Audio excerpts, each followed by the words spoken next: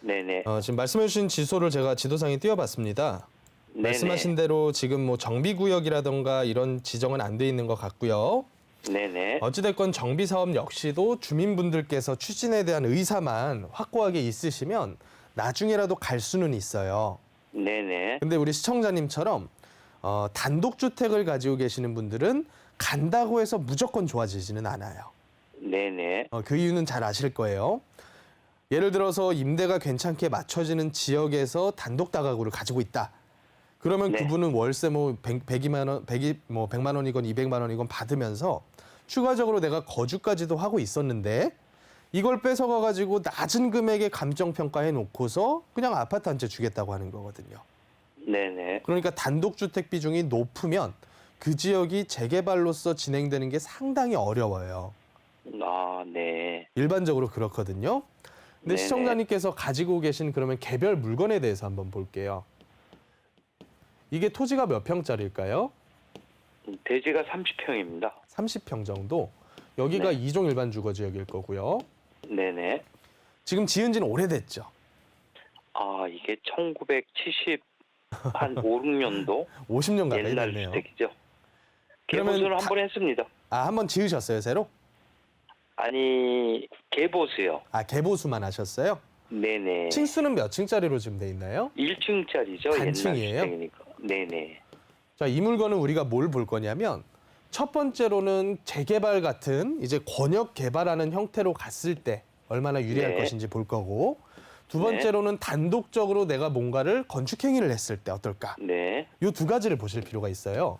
네네. 근데 권역으로 일단은 보면 주변 동네들 저도 요 동네를 몇 번 가봐서 아는데 요 동네들이 상당히 낙후가 돼 있으면서도 신축 행위가 활발하진 않은 동네예요.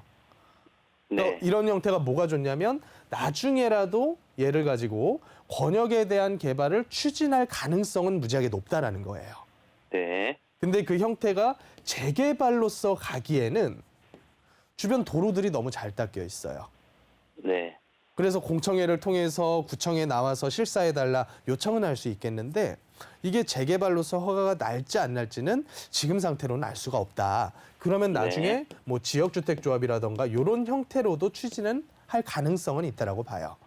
네. 그냥 단순히 요 정도. 왜냐하면 지금은 결정이 된 게 아무것도 없으니까. 그런데 일반적으로 네네. 이런 식의 개발 행위가 갔을 경우에 단독주택 같은 경우는 다세대 연립 같은 지분보다는 사업성이 좀 떨어져요. 왜냐하면 네. 평가액 자체가 다세대에 대한 평가액 기준보다는 단독 평가액이 훨씬 더 저렴하게 나오는 경향이 좀 있어요. 네네네. 그러니까 단독 주민들이 반대를 한단 말이죠. 그러면 두 네네. 번째로 단독적인 개발 행위를 한다고 했을 때는 토지 면적이 좀 작은 감이 있는 건 아시죠? 네, 알고 있습니다. 건축 행위를 해서 뭐 예를 들어 건폐율 60% 적용받으면 건축 면적으로는 한 18평 정도밖에는 못 찾아 먹거든요. 네, 맞습니다. 그 상태에서 한 4층 정도까지 올리려다 보니까 그 내부에 대한 건축 설계가 조금 네. 나오기가 어려운 좀 경향은 있어요. 네네. 그래서 그런 점 감안했을 때는 옆에 있는 토지 면적이 비슷해 보이니까 이 토지랑 같이 합의를 한다거나 아니면 그 위쪽에 있는 토지랑 같이 합의를 해서 짓는 방법을 또 생각을 해볼 수가 있어요. 네. 근데 이거는 개인들의 이해관계가 너무 다르기 때문에 제가 이렇다 저렇다 얘기하기가 좀 힘들다는 거죠. 그래서 결론입니다. 아까 뭐 여러 가지 뭐 개발에 대한 이슈들, 뭐 어디에 무슨 선이 들어가고 이런 얘기들 하셨잖아요. 네네. 그런 점이 여기에 영향 미치는 점은 이 토지를 활용해서 지을 수 있는 건물의 분양가를 높여줄 수가 있어요.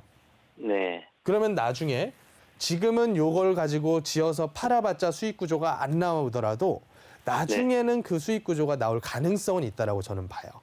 네, 무슨 말씀인지 알겠습니다. 예. 그러면 저는 얘는 새로 내가 짓는 게 아니라 요 상태에서 그냥 끌고 가면서 나중을 기약하는 게 훨씬 더 나아 보인다. 네네. 요 정도로 정리하면 될 것 같아요. 네. 또 추가적으로 알겠습니다. 궁금하신 거 있으신가요? 일단은 저희 그 주변에 200m 그 아까 말씀하신 강북 횡단선 서부 예. 경찰서 예정지거든요. 예. 그거에 대한 어떤 비전 조금 전에 말씀해 주신 그 장기간 보유하고 가라는 거로 알고 있거든요. 네. 그렇게 하겠습니다.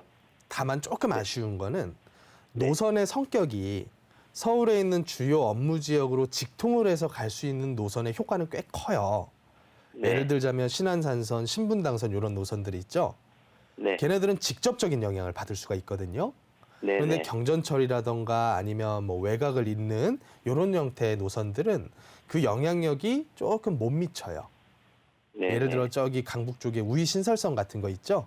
약간은 네네. 그런 개념으로만 보시는 게 좋을 것 같아요.